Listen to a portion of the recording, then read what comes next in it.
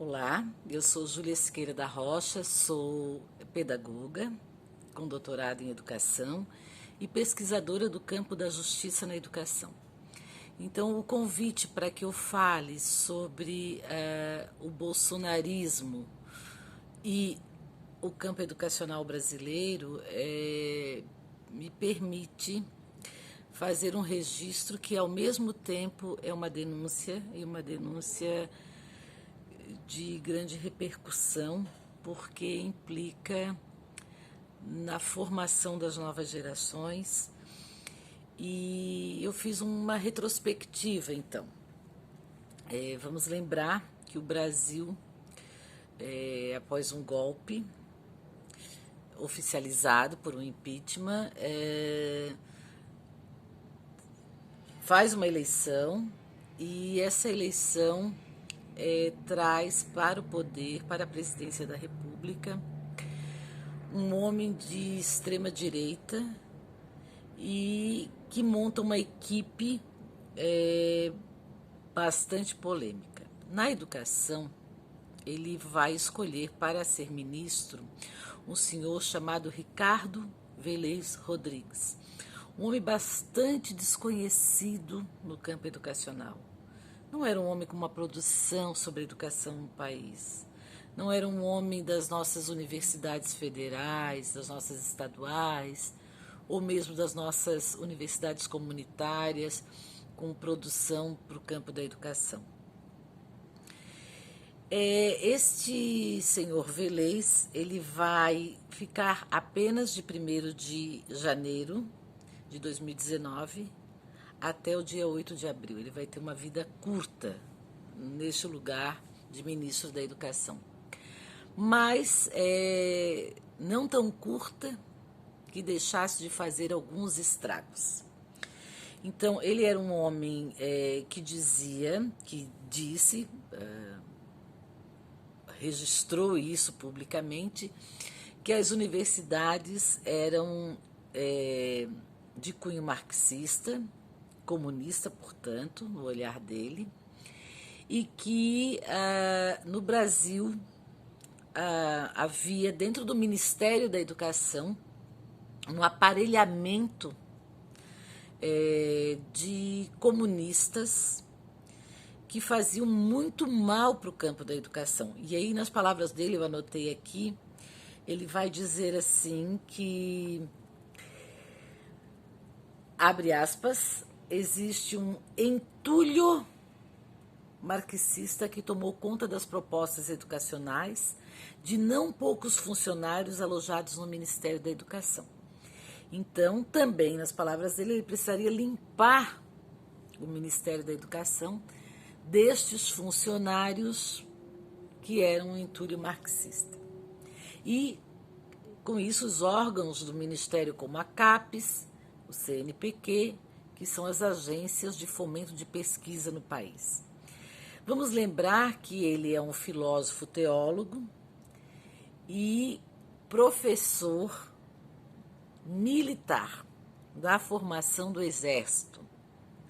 Então, é um professor muito específico, é um professor com um olhar bem regrado por uma lógica militarista. E aí, ele vai dizer, então, que as instituições militares é que devem ser o modelo a ser seguido no Brasil para as escolas, porque é o modelo que contém a ordem, a disciplina, que no olhar dele vai ser elementar para que se resgate um necessário patriotismo. Ele também, o senhor Velez, é adepto de um movimento que tomou uma força imensa no Brasil, naquele momento, chamado Escola Sem Partido, que vai, em suma, dizer que a escola não pode fazer ideologia partidária, político-partidária. Mas o interessante deste movimento é que este movimento quer exatamente impor às escolas uma ideologia. uma única ideologia, a ideologia ultraconservadora. E aí eles vão fazer uma campanha muito grande contra algumas coisas, em especial contra o debate sobre questões de gênero. E aí a gente precisa lembrar que o movimento educacional brasileiro é um movimento que vai trazer as massas para a escola muito recentemente. E ao trazer as massas para a escola, vai dar visibilidade também, e não só a escola, toda uma sociedade em desenvolvimento, aquelas pessoas que não se pautam exatamente pela heteronormatividade. Mas o trabalho com gênero da escola, ele vai para além disso faz muito tempo. O trabalho com gênero, ele principia por educar estudantes e educar o ambiente escolar, onde convivem distintas gerações de profissionais e estudantes, para a equidade de gênero humano, para brecar, transformar uma sociedade com base patriarcal muito forte, uma sociedade cujo o feminicídio beira a parâmetros terríveis. Então, vem primeiro com uma reivindicação aí feminista, no sentido da igualdade do gênero, e se espraia para aqueles grupos minoritários que pedem por espaços sociais legítimos. Mas, na visão dos defensores do movimento do gênero, há uma leitura absolutamente enviesada desse trabalho, uma leitura absurda, há uma difamação imensa de que as escolas, e assim, não só uma difamação, mas uma provocação de medo na sociedade, uma sociedade também bastante letrada em alguns setores, como é a sociedade brasileira, de que a escola vai promover uma homossexualidade em crianças pequenas, uma sexualidade também exacerbada, o que é absolutamente não faz sentido o que se tem escrito e produzido e trabalhado para a temática do gênero. E esse medo, ele já começa na eleição, então, do Bolsonaro, quando os educadores vão sendo altamente difamados, numa agressão que não tem precedentes, não tenho certeza. Os estudos da história da educação nos mostram tantos embates que os educadores tiveram em movimentos sociais, de luta por melhorar as condições da aprendizagem, melhorias salariais que continuam abaixo das expectativas para outros profissionais com o mesmo nível de escolaridade, nível superior, enfim. Nunca sofremos um ataque tão veemente de acusações difamatórias que beiram a perversidade, a monstruosidade, inclusive dizendo que distribuía-se nas escolas brasileiras um kit para promoção e transformação das crianças em homossexuais. Como se isso fosse possível, isso é de uma ignorância total, como se isso fosse possível. E outros itens que são inimagináveis. Já nas eleições se veicula, então, sobre a escola, a educação, os professores. Nesse sentido, o Velez ele cai como uma luva, porque ele é um ministro que pensa realmente que os quadros de gestão, de técnicos da educação brasileira estão na mão de pessoas comunistas a favor dessa distorção com relação ao gênero que eles vão aportar com a proibição, então, de que as escolas trabalhem com essa temática, entre outras tantas coisas. Vai se dizer, inclusive, eu vou abrir aspas aqui, porque essa fala é do Velez, eu vou ler para vocês. Ele diz que os brasileiros são reféns de um sistema de ensino alheio às suas vidas e afinado com a tentativa de impor à sociedade uma doutrinação de índole cientificista e enquistada na ideologia marxista, travestida de revolução cultural gramsciana.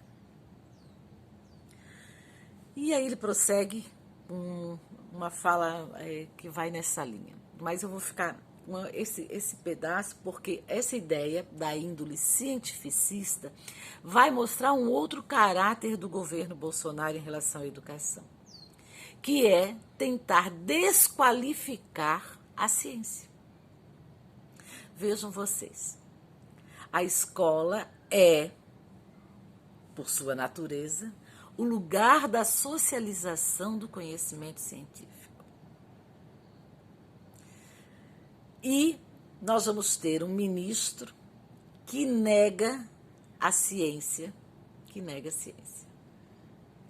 E aí isso vai vindo com os vários movimentos do terraplanismo, é um conjunto, é um pacote todo de preconceitos e de desqualificação, então, do profissional da educação e do trabalho e do objeto da educação, que é a formação de pessoas via conhecimento científico, filosófico e artístico.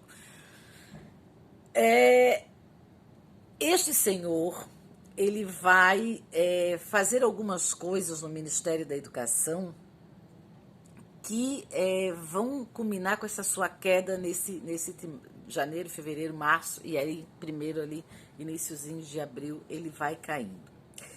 Ele vai mexer num programa chamado PNLD, que é o Programa Nacional do Livro Didático.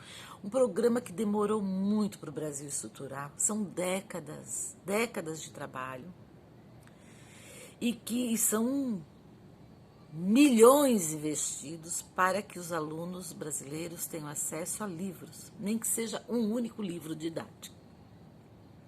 E a qualificação desse material e a forma como isso foi sendo organizada com uma estrutura de corpos ao longo do tempo, de profissionais da educação de todo um país com as dimensões continentais, com as diferenças que tem o Brasil.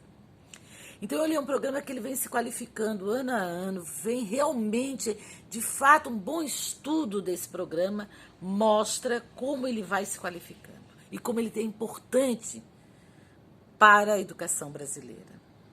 E aí ele vai abrir mão de que os livros tenham uma das regras para os livros didáticos é que eles não contenham erros gramaticais, ortográficos. Abre mão disso, o que é um pré-requisito elementar de qualquer material didático, então, que não faria o menor sentido. Mas, junto com isso, ele vai tentar impedir que os livros abordem e tratem com a seriedade devida as questões de diversidade. Para negros, quilombolas, indígenas, deficientes, todas as regras que são exigidas de um excelente livro didático vão ser afrouxadas por uma medida deste ministro. Obviamente que a sociedade científica grita e que ele precisa voltar atrás. Mas as tentativas, elas estão todas colocadas e elas vão gerando um mal-estar no campo educacional, uma incerteza de tudo. E esse discurso dele, obscurantista, vai aparecendo em diversas outras ações. Há também o episódio em que o Velez obriga todas as escolas a ao iniciar as aulas, cantarem o hino nacional e, na sequência, repetir o bordão de campanha eleitoral do presidente Bolsonaro. Nós já estamos mais em campanha, ele já está eleito, mas é uma atitude altamente ilegal, e ele faz isso por escrito, ele demanda um ofício para as escolas, um expediente por escrito, fazendo essa exigência, o que gera também aporta um novo grande problema no campo, um debate que vai fazer com que ele volte atrás. Então ele toma medida e volta atrás, toma medida e volta atrás. E ainda no meio disso tudo ele dá uma polêmica. Eu não falei no início, ele tem nacionalidade brasileira, mas o senhor Velez é colombiano de nascimento. E aí no início desse trabalho ele vai então fazer uma declaração à imprensa de que os brasileiros se comportam como canibais quando viajam, e que roubam, depredam os espaços por onde passam, demonstrando que, apesar de no papel ele ter uma nacionalidade brasileira, ele não tem identificação nenhuma com esse país que o acolheu e que lhe botou num cargo de extrema importância, como é o cargo como é o Ministério da Educação. E para fechar esses 3 meses com o ministro Velez, ele vai fazer uma declaração de que as universidades se destinam às elites intelectuais.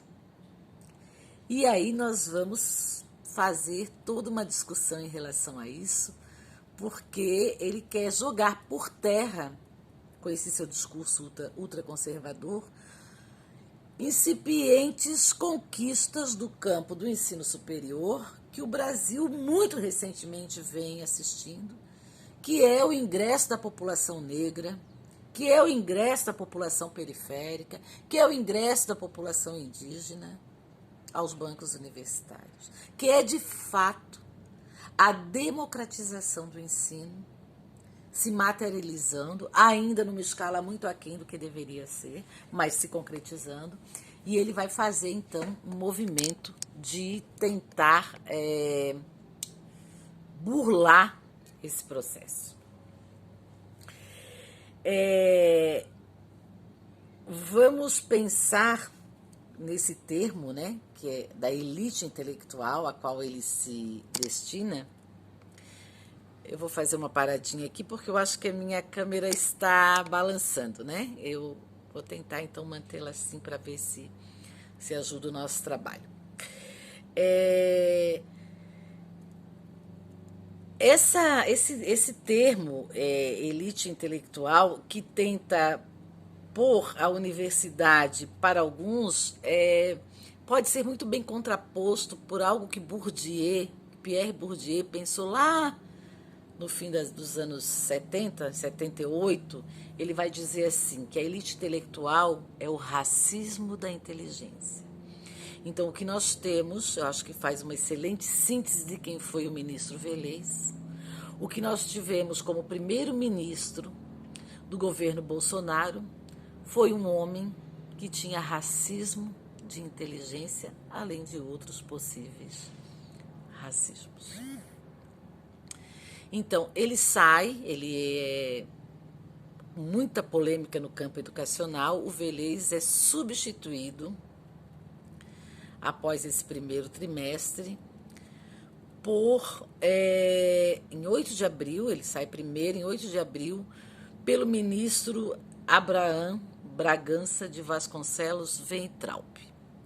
Outro homem que não diz absolutamente nada ao campo educacional, porque trata-se de um economista, professor de um curso de contabilidade, então também um professor de algo extremamente específico, que não necessariamente está afinado ao campo educacional. E este senhor, ele vai se mostrar mais racista do que foi o ministro Velez. Ele vai se mostrar mais preconceituoso, mais agressivo no seu ódio contra os profissionais da educação, contra a ciência, contra a universidade brasileira. Esse homem vai dizer que o que acontece nas universidades é balbúrdia. Esse homem vai dizer que as universidades são campos de tráfico de drogas e consumo livre. Vai dizer que as universidades são lugares de orgias sexuais. E vai ser totalmente inoperante com relação à educação básica. É um ódio aos profissionais da educação, é um ódio à ciência e é um desrespeito, um descompromisso total com as novas gerações. Em nome daqueles valores lá da escola sem partido, em nome de um olhar extremista, fundamentalista, obscurantista. É um homem que usa das redes sociais para disseminar ódio, criar discórdias, polêmicas, perversidades, e vem construindo, ou melhor, vem destruindo programas, projetos e parcos avanços que a educação vinha recebendo nos últimos anos. Chegamos na pandemia, para que esse vídeo não se alongue tanto, e na pandemia o que se observa é um MEC inoperante. É um Ministério da Educação que precisava dar direção ao país, mas que se esconde da sua função, atrapalha, como o presidente Bolsonaro minimiza a ação do vírus, inclusive incita ao não isolamento social, à produção de aglomerações, encontra no ministro total apoio. O ministro, o tempo todo, afirma nas suas redes sociais que as escolas não deveriam estar fechadas, deveriam estar funcionando. Só não consegue pôr isto em prática porque, obviamente, as forças sociais se opõem firmemente e o impeachment do presidente Bolsonaro já começa a ser solicitado, inclusive por setores que o apoiaram